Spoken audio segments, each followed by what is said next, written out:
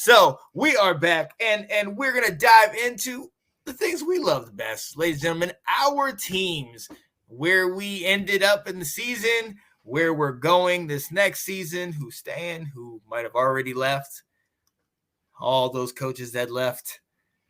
Yeah. But hey, we have happy hopes. We have hopes for better things. But I'll start first.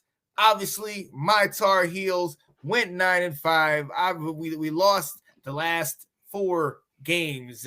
We rough losses and culminating in a loss in the ACC championship to Clemson that was not pretty, and then a last second loss to our buddy Alec Schomburg's Oregon Ducks, 28-27 in the Holiday Bowl. Yes, it was great back and forth. Hey, we have a great coach. He's second among active coaches. Our guy, Mr. Mac Brown, with 268 victories, only guy better than him, obviously, is Mr. Saban. But hey, I love what he does because he's an older guy, but he's personable. He's he's young at heart. He gets close to every one of his players, and he really kind of brings the best out of them. He has guys, ex-coaches, Gene Chizik on his staff that's assistant head coach, and he works with the defense. Obviously, we lost Phil Longo. We lost Jack Bicknell, our online coach. Phil Longo was their OC. Both of them went over to Wisconsin. It's going to be a dangerous team working with Luke Fickle. But we got Chip Lindsey. He's a 26-year vet. He was most recently with Central Florida, and he worked over with John Rice Publicly. And we talked about him many a times. I mean, that dual threat ability. And then our new online coach is Randy Clements. And he's been working 20 years with the O-line. He said last year, I believe he was at North Texas. And North Texas was, I believe, like 24th nationally with about 200 yards a game on the ground. So we're returning Caleb Hood and Petaway, some of our top running backs. That will definitely help. Obviously, our guy Drake May he's back. He's back on here. And so I'm eager to see kind of what the new OC and the new O-line coach and how these guys kind of implement themselves into the offense and just get Drake May back out there, man. I mean, hey, Sam Howell had a great first year. His second year was great. Then obviously all his guys left, and his third year was kind of a struggle. But Drake May, he was a great last year. We went 8-1, 6-0 on the road. At the same time, once all the lights came on us, we kind of dropped the ball. So I'm eager to see kind of what happens with him in the next coming year. He's returning Andre Green, one of his receivers that had a subpar year, obviously in the shadow of Josh Downs. Another guy I'm looking at. Shadow. Oh yeah, another guy I'm looking at in the combine, man. I think Josh Downs honestly has the potential to be kind of one of the best slot receivers coming out of this draft. I honestly think he could, I mean, his speed and his maneuverability, and he's a smaller guy, so he's low to the ground. I'm loving what he brings to the table. But I think, in my opinion, the biggest loss, Dre Bly.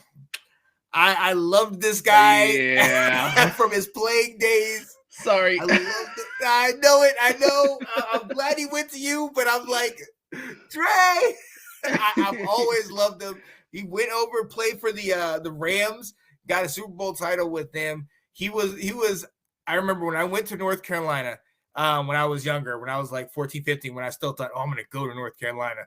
You got to have like a 4.5 or 4.6 GPA. I was like, my 2.7 wasn't making it to North Carolina. But me and my dad took me on the field on Kenan Memorial Stadium, and I walked on the grass and I saw some of the players and Dre Bly, some of those guys I saw, and I remember he was the first guy where I was like, yeah, man, I'm gonna get a North Carolina jersey. Dre Bly is my guy, and I loved him. I followed him through the league, and I love that he came back. But hey, happy trails to you. Will be missed. He absolutely will be missed. So, what's going on, Johnny? Oh yeah. Oh wait. What? He said Vandy starts 6-0 and ends up 7-5 in the bowl game. I really like our schedule shapes up. Okay, we'll see. Because said Clark, I laughed at a preseason statement.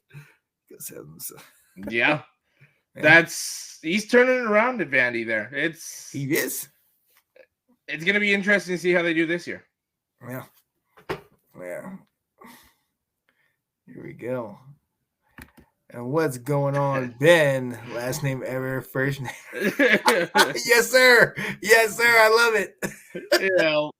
Man, let's get it. He's easily a top 5 quarterback going into this next season. Yeah. Like, that gives you every chance in the world this next season. Like, the ceiling is high, man, and honestly, his trajectory is that same altitude. He's going up, and I'm excited to see what he brings to the table. But it's just, I mean, there's only one way to go, but it's kind of like that's the first season he's had to set the bar so high. So It's kind of like, all right, where are we going from here? And there's so many other factors, but I'm glad. I kind of like with the Washington.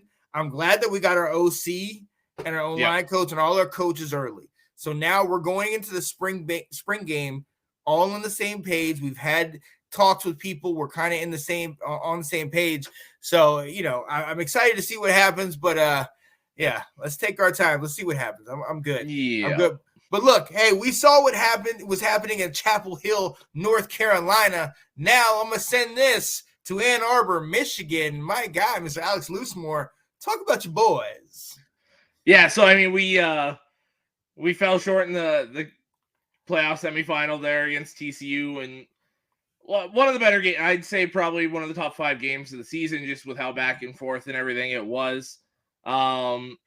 Again, if we don't spot them 14 points in the first 5 minutes, we don't throw ourselves into that big a hole. But the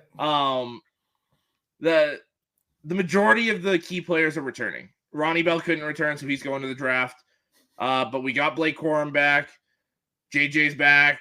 Donovan Edwards is back. Cornelius Johnson came back. We got Will Johnson still playing corner going into his true sophomore season. We got Mike Morris is gone. Junior Colson's back. We did lose DJ Turner. That's a big loss on that other corner. We transferred over Amorian Smith from wide receiver to corner. So now we've got 2 6'3", 6'4" corners, a 6'2" safety. Like, our defensive backfield is gigantic. It is. Most of our offensive line came back, and then we poached another 3 starters in the transfer portal from Stanford, Arizona State, and I can't remember the other school, but we got 3 very good players. Now he's going into his true sophomore season, Ernest Hausman, a linebacker from Nebraska, I believe. He's going to come in with Colson and be a very good linebacking duo there. Mason Graham in the middle of that defense is going to be awesome. I saw that comment, Chris. I hope Cade does well. I really do. I always liked Cade, and I don't think Iowa was the best fit for him, but I hope they do really well. I'd love to see them in the Big Ten championship if we make it there. He's easily probably the best quarterback they've had in a while. In a very long time. And he's got Eric All there with him, that connection there. The Big Ten scares me this year. It does. Penn State is back to being Penn State. They were a top 10 finish this year. Obviously, Ohio State. We'll see what happens with their quarterback play with Stroud being gone. That's a massive hole to fill. But you still have JT Tuimoloau at defensive end, and a couple of obviously Marvin Harrison Jr. A couple extremely important players are back. So they can have a big year. Shout out to Marvin Harrison Jr. on the NIL deal, man. Getting it done, man. Yeah, getting money. That was an interesting deal. Everybody else does it with, the course. Yeah, all that stuff. All that, I like that because he uses it. He uses it all the time, and he was saying it actually helped my game. I can believe that. You know what I mean?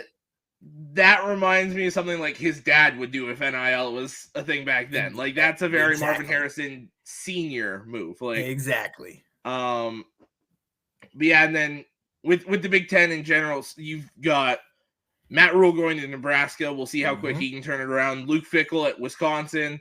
Braylon Allen, that offensive line they got there. If they can figure out that quarterback, they're a problem like that. If Iowa can figure out how to run an offense, they're a problem immediately. Yeah. And it's just like Michigan State. I don't see it being as bad as it was this year. Yeah. They got to get a quarterback, man. They desperately need a quarterback. Maryland, we'll see. Like I think they could be scary good again. Another 8, 9, 10 win season. Like the Big Ten, obviously, it's not as loaded as the SEC, whatever, but it's a very good conference with a lot of very good teams. Right. That being said, I do still think it comes down to that end of the season matchup with Michigan and Ohio State. Yeah. To me, that's still just the two best teams, and whoever wins that will probably win the Big Ten and make the playoffs. Oh yeah. So a lot of what we saw last year. Yeah. Bringing it right pretty back. much, yeah. Yeah. Bringing it right back. I just saw Ben's comment there. What's the score? They're playing Illinois here in basketball, and it was 41-41 at the half, I believe. 52-45 Illinois with 12 minutes left. Ooh, dicey. Here we go. I do agree with Ben, though. I think if they lose this, they might fall just short, unless they get a huge Big Ten tournament appearance there. If they do really well in that. That's where we're at. Ohio State, I see at worst 3 losses. They do play a very tough schedule. Yeah, they still have all the running backs. Now, like that quarterback is a massive hole. They're losing both tackles. So they are missing. They're gonna have to fill a few holes with a few key holes.